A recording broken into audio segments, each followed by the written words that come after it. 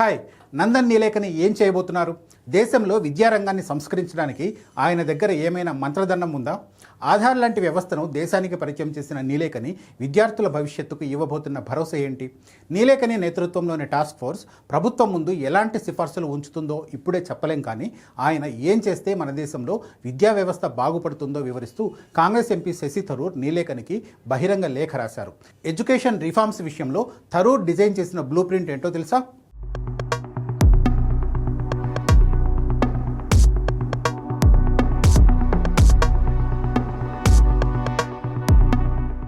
Neat paper leak అయింది కాబట్టి, విద్యార్థులు తిరుగుబాటు చేశారు కాబట్టి ప్రభుత్వం హడావిడిగా ఓ టాస్క్ ఫోర్స్ని ఏర్పాటు చేసింది. అయితే విద్యా సంస్కరణలపై ఈ దేశంలో ఎప్పటి నుంచో చర్చ జరుగుతుంది.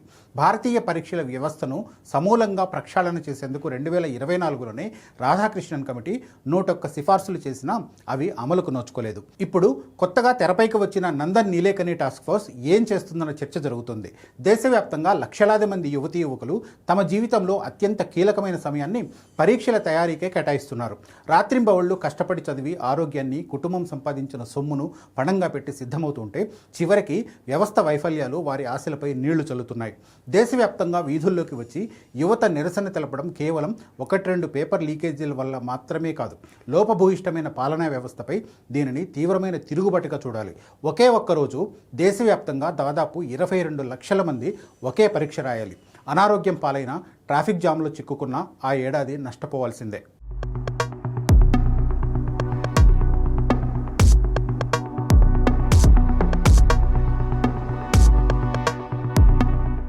ఈ సంక్షోభాన్ని పరిష్కరించడానికి తాత్కాలిక దిద్దుబాటు చర్యలు ఎంత మాత్రం సరిపోవని శశి థరూర్ లాంటి మేధావులు చెబుతూ ఉన్నారు.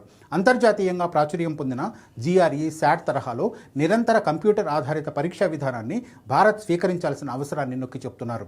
ప్రతి జిల్లాలో అత్యంత భద్రతా ప్రమాణాలతో కూడిన పరీక్షా కేంద్రాలను ఏర్పాటు చేసి ఏడాది పొడవునా పలుమార్లు పరీక్షలు రాసే వెసులుబాటు కల్పించాలి.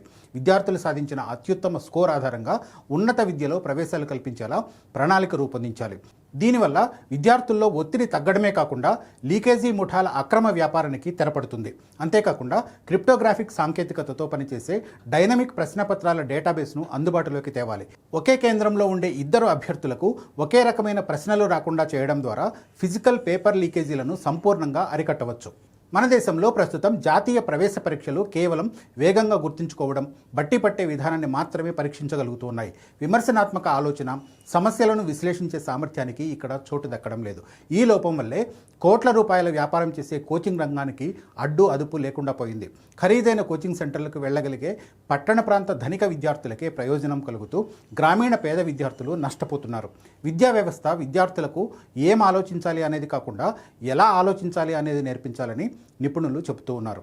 అందుకే కేవలం ప్రవేశ పరీక్షల స్కోరు మాత్రమే కాకుండా ఇంటర్మీడియట్ మార్కులు, విశ్లేషణాత్మక రచనలు, పాఠ్యేతర నైపుణ్యాలను పరిగణలోకి తీసుకుని సమగ్ర అడ్మిషన్ విధానాన్ని ప్రవేశపెట్టాలని కోరుతున్నారు. నందన్ నీలేకని టాస్క్ ఫోర్స్ కూడా ఇలాంటి అంశాలపై దృష్టి పెట్టాలని శశి థరూర్ సూచిస్తున్నారు.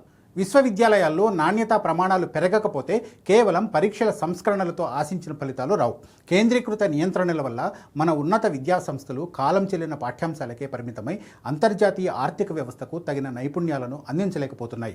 కేంద్ర, రాష్ట్ర స్థాయి విశ్వవిద్యాలయాలకు పూర్తిస్థాయి ఆర్థిక, పరిపాలన స్వయం ప్రతిపత్తి కల్పించాలి.